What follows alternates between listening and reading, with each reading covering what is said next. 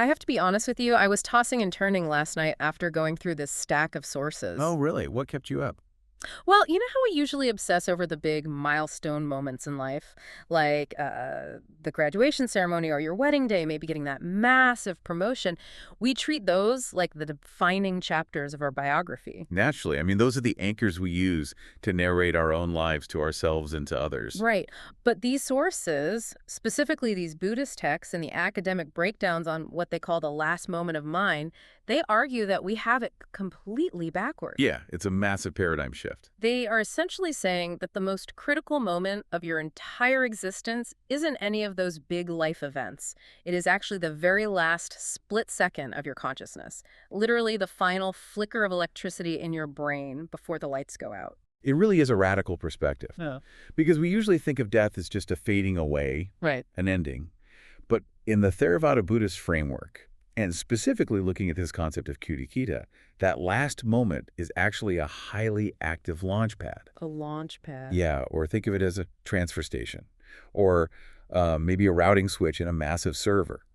That single solitary microsecond of consciousness determines exactly where the data packet, which is you, gets sent next. Okay, so it decides the destination. Exactly. It decides if you go to a sugati, which is a happy realm like a paradise or a really fortunate human life, or a dugati, which, well, you can probably guess what that implies. The unhappy realm, the bad place. Right. The hell realms, the realm of hungry ghosts, the animal world.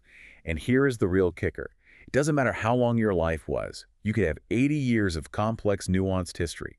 But the exit protocol depends entirely on the state of your mind in that absolute final microsecond. See, that is exactly the part that kept me up, because it feels incredibly high pressure. It is like living a whole life, doing all the homework, showing up to class, but your entire grade depends on a single pop quiz question that you have to answer in 0.01 seconds while you are literally dying. It sounds terrifyingly fragile Yeah. when you put it that way.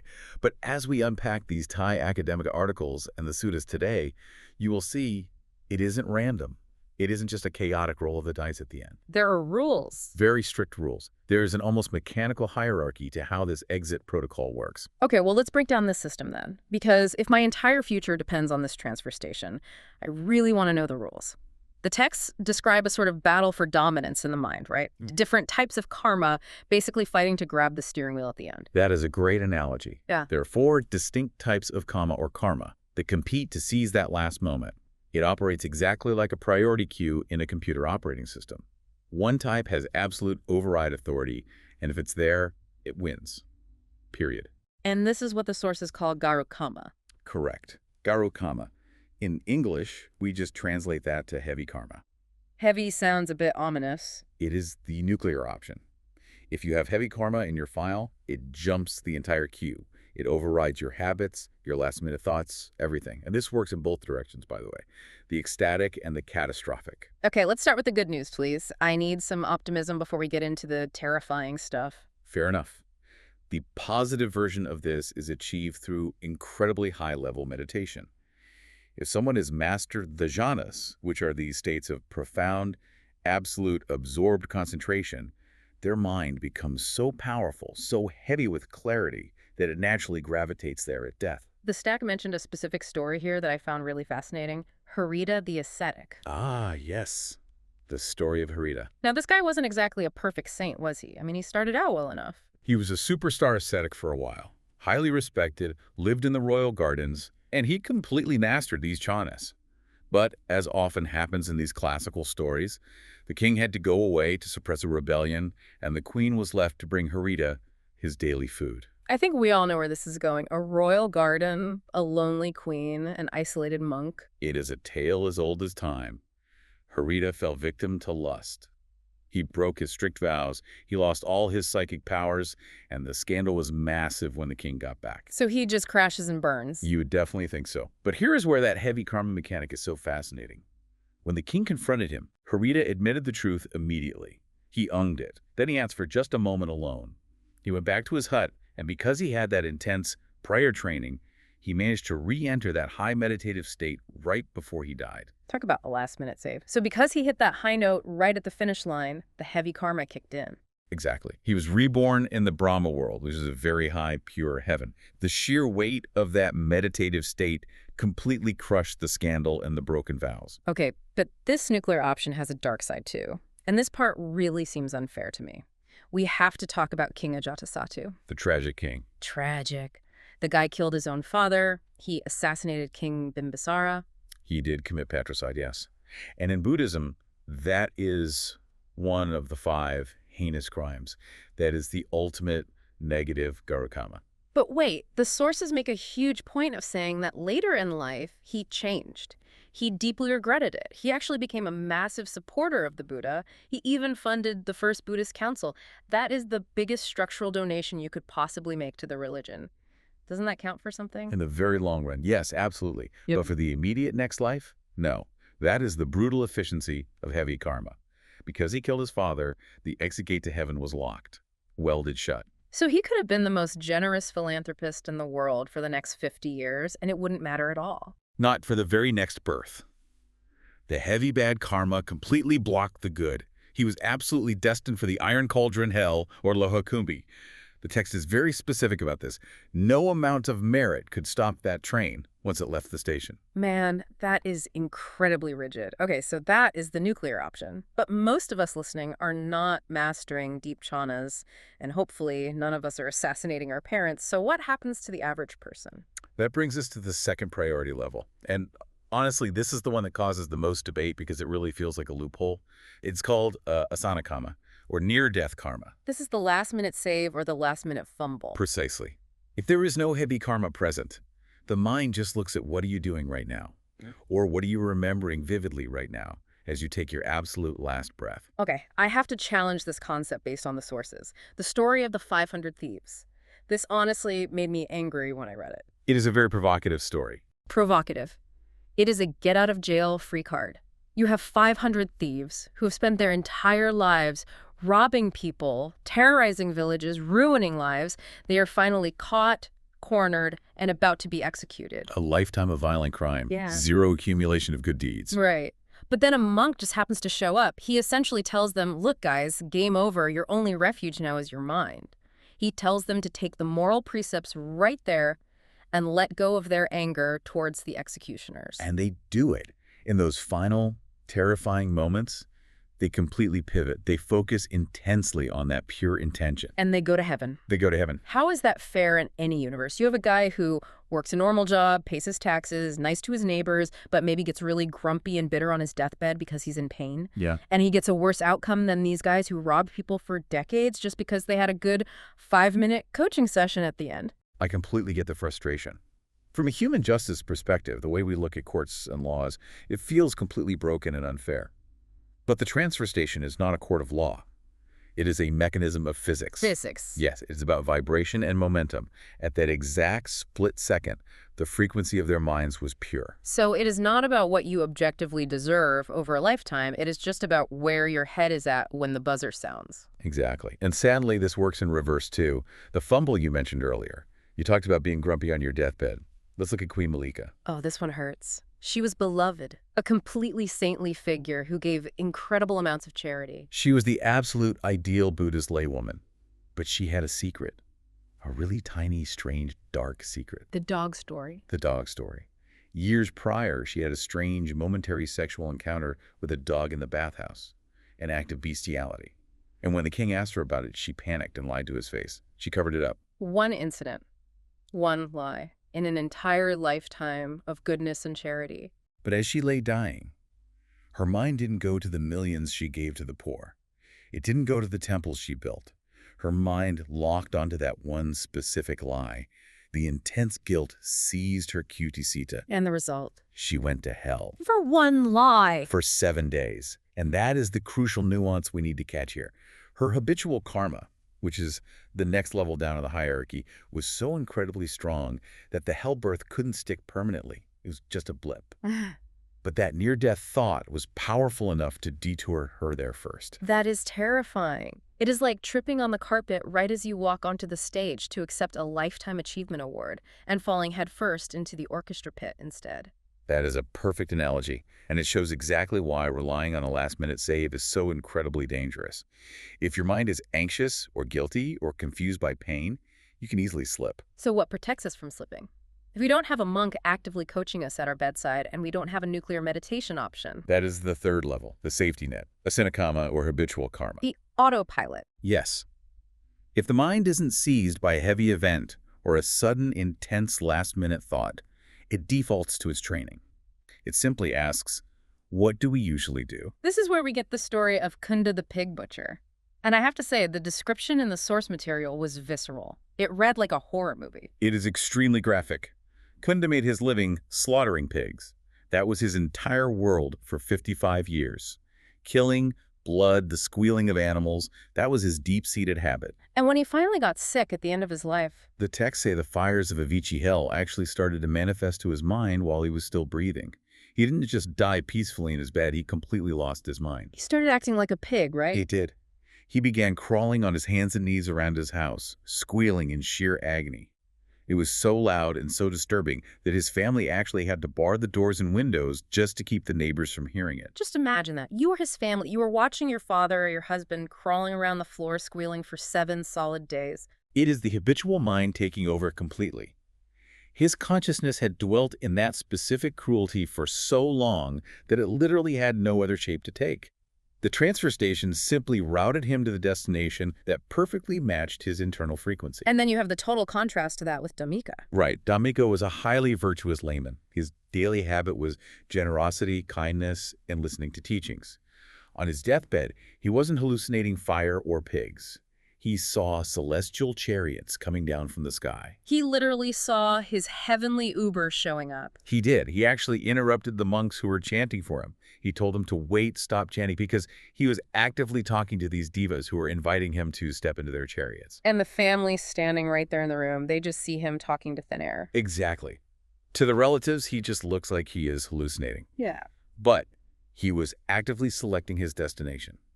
He chose the chariot for the Tusita heaven. Oh, before we move on, what was the fourth karma? The reserve parachute. Right, katatakama. We don't need to dwell on it, but it's basically the absolute bottom of the barrel. If you somehow have no heavy karma, no near-death thought, and no strong habits, which is rare, this relies on just random, minor, unintentional actions from your past to tip the scales. It's a total crapshoot. Okay, got it. But the Dhammika story leads us perfectly into the visual aspect of this whole process. Because Kunda saw fire, Dhammika saw chariots.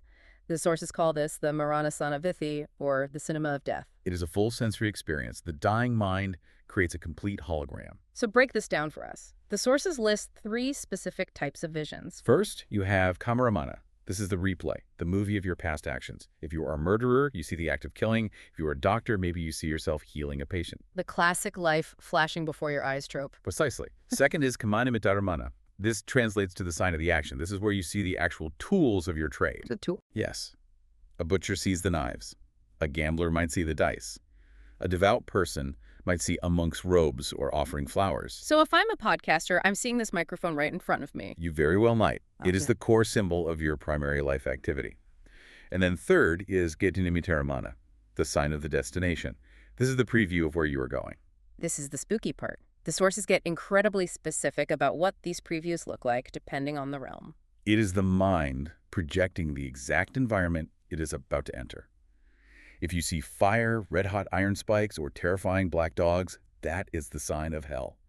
If you see gloomy caves, dark hollows, or feel an intense burning thirst, that is the realm of hungry ghosts. And what if you see a forest or a beautiful bamboo grove? Paradoxically, that often indicates an animal birth.